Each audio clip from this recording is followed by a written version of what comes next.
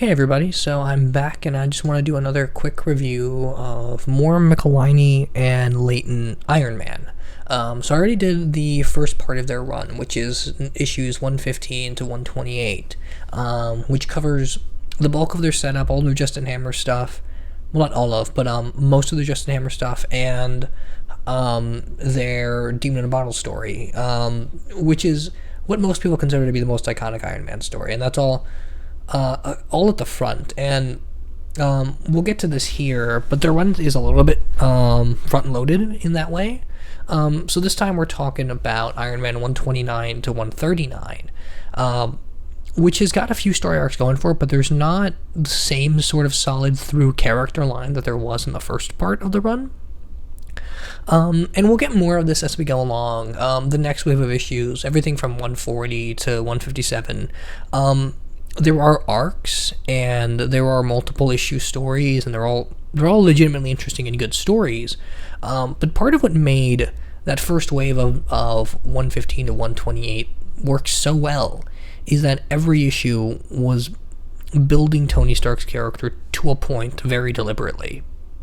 When you get here with 129 to 139, it's not that they're not building his character, it's that arc to arc there's not a through line for his character. He's not faced with an issue and then combating it through multiple stories. He's sort of just, I guess the best way to put it is like he's sort of becoming more at home with the man he became at the end of Demon in a Bottle, and that works. To a certain extent here, that works quite well. It would become a little bit monotonous when you go past this, but just for these initial issues that we're talking about here, it seems to work quite well. This section's got a Hulk story, which is about 3 or 4 issues, where Tony helps Banner try and solve a problem. It's got a story with Madame Mask, who was in their very first issue, which was as a wrap-up of Bill Mantellono's run, and she sort of comes back here and solidifies some of the stuff that was going on with Tony and his new girlfriend, and some interesting drama gets pursued there, and it concludes in its first issue the Nick Fury stuff. About S.H.I.E.L.D. buying out Stark Industries. And that will be my biggest complaint going in here. That first issue, 129, that addresses Tony's company being bought out, is handled way too easily. You go to the previous run, and you go through this whole thing of Tony's actions have consequences, and he's about to lose his company, and he sort of had it dealed in, but because he was drunk and because he was angry, he lashed out at Jarvis, and Jarvis did something that sort of destroyed everything Tony was trying to do, and it wasn't Jarvis's fault, it was Tony's for making him do it. And there was lots of good drama there, and there was lots of Tony Stark's now in an impossible situation, and he's sobered up and he's becoming a better person, but how do you deal with this situation now? How do you deal with the impossible without any sort of crutch at your on your side? And they deal with it in the most easy way possible. They basically say that, well, Tony's got all the patents, so I'm not going to let my company use them, and all my employees will quit if you don't let me run everything. And Nick Fury's like, well, damn, Tony, I guess you really thought this through. I guess I can't do anything about it anymore. And that's it. It's over. Not even an attempt to call Tony on how poorly that would work. It's really disappointing, especially considering how well the psychological tension was mounting for that character in those early issues when we found out that's what Nick Fury was doing. They don't even attempt to play with the sort of impossible circumstances he was in this part of the run. They just kind of resolve it, and it doesn't really work for me. That has to be the weakest issue I've read of this run so far. After that, you get some more consistency. After that, you get some more good material. The Dreadnoughts are in this. You resolve another plot thread from the previous one. You get Titanium Man, and the whole Spy Master plot that was introduced in the very early issues of the previous section that we talked about in 115 and 116 particularly. The Spy Master plot turns out to have been part of Titanium Man's bigger plans to get rid of Tony Stark, and Tony has made some improvements on his armor since then, so Titanium Man's not ready for it, and he's able to beat him, and that story really just serves as a cap-off to what the previous writer was doing before 115, but it also serves to address the fact that Tony Stark's public reputation, or I'm sorry, Iron Man's public reputation has been tarnished since the previous story, because even though he was being controlled by Justin Hammer, it was still an image on television of Iron Man blasting a repulsor through the chest of a visiting foreign official. And it's a very powerful image, very provocative image. It makes Tony question his own sanity. It makes Tony question his habits, and even though he knows he didn't do it, it was definitely pressing on him. And the fact that the public isn't ready to forgive him or accept the explanation, even after Tony has to some extent, is a good thing to play with, and we get the resolution of that when Tony's able to beat Titanium Man. Again, sort of the problem here is we bring that all up in the two issues of Titanium Man, but beforehand, in between 128 and those issues, there's not a lot of setup or build to it. There isn't every issue you get like a token Stark protest or Iron Man protest or anything like that. It still just sort of feels like a quick resolution, and it's fine in the issues because it's written quite well, and Tony Stark's sort of morale and his crumbling confidence, especially after he got off the bottle, it is interesting to read, and I do greatly enjoy that. It's just a matter of, considering the nature of this run, it would have been great if they pushed that thread along more. Same with the Nick Fury stuff, and it is kind of anticlimactic. Next story is the Hulk. And in the Hulk story, it's basic Iron Man stuff, and I really do like it for that. If you ever wanted to give someone an Iron Man story to kind of just give them a sense of what the character's like or what the stories of him involve, it's issues 131 to 133. And essentially the idea behind the story is that the Hulk's in town, and after he changes back and Iron Man takes him to Stark International, they come up with this collective idea of, why don't we install a device that will regulate your heart rate? So no matter what your emotional stimuli or what an outside environment will force you into feeling, you will artificially remain in the same physical state.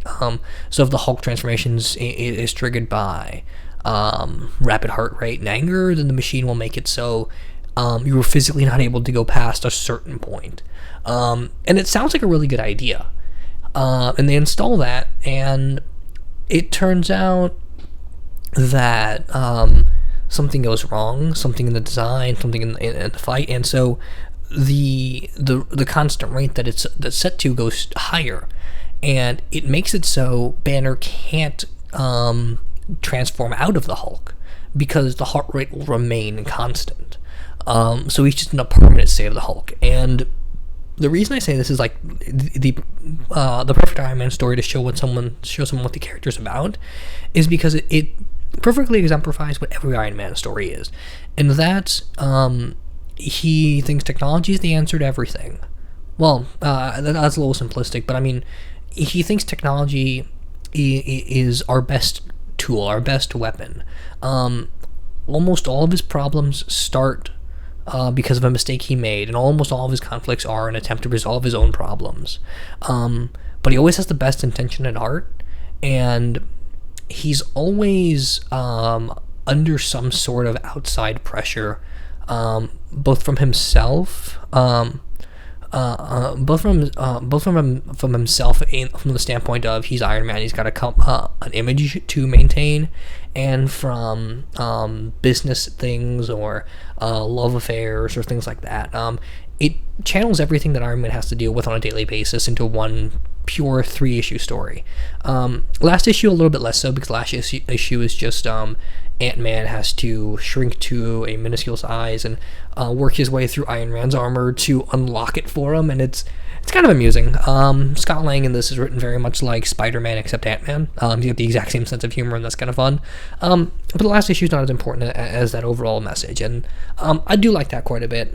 It's a fun story. It's a short story, and it's good for an intro to the character in a way that things like Mad Fractions Run or the start of this run may not necessarily be.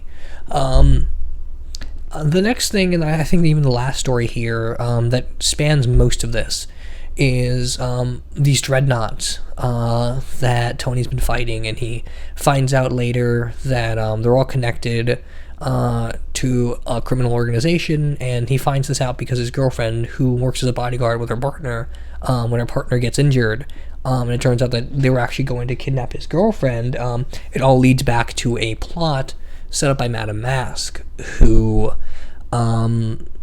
is essentially taken over her father's criminal empire, and it's a little fuzzy what her motivations are of like what she really wants to do with Tony, aside from rubbing the fact that, oh, I see you have a new girlfriend. It doesn't really do much in the ways for Tony's character. But the interesting thing and the highlight of it is the conversation Madame Mask has with Tony's new girlfriend, Bethany Cade. And you find out in this story that she's known for a while that Tony Stark's Iron Man. She just didn't want to tell him because that's a secret that he has to be open to disclosing, not one that gets dropped on him. It's very much of not who has the power in the relationship, but the emotional standing both people have, and taking that away from Tony would just be wrong. And that's really interesting, and it gives you a lot of credit to that character. This is obviously something that's been done quite a bit afterwards, and even quite a bit beforehand, where the girlfriend knows, and it's always kind of played as a tongue-in-cheek thing. But it works here because you've gotten to know Bethany for so long, and you've seen how smart she is, how cooperative she is, how well she works with Tony, and how she's almost never the damsel in distress, and that there's always just as much character conflict going in with her, but she's just able to handle it better, and that's why Tony enjoys being with her, and that's why he looks up to her, and that's why we want to see them together, because she's a positive influence on Tony. And all that works very well. By the end of this issue, by the end of that story, most of that Madame Mask stuff is resolved, and Bethany still hasn't revealed to Tony that she knows. But everyone's sort of on equal terms again. Everything's sort of status quo again.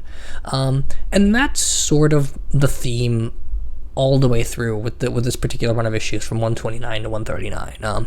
It's all about, at the end of the day, we've got our basic status quo, and all we're doing is throwing Tony in various situations to make sure that this change we gave him sticks. And that works. It's definitely interesting.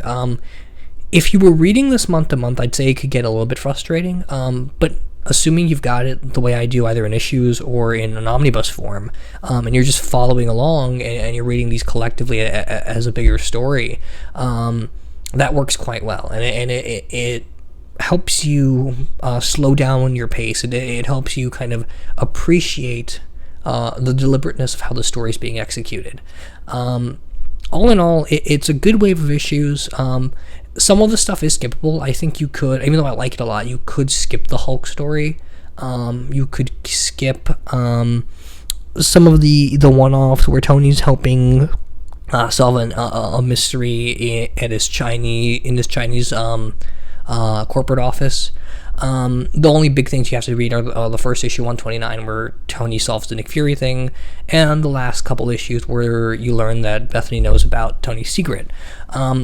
But again, it is about the pacing, and it is about the deliberateness of forwarding that character. But yeah, I'll be back next time, and we'll talk about more Iron Man issues until we finish up this run. We're actually getting pretty close to the end of it, since the last issue for this first Micheline and Layton run is 157. But yeah, let me know what you guys thought in the comments. Agree, disagree, recommendations, anything like that. And I'll see you guys next time with another review.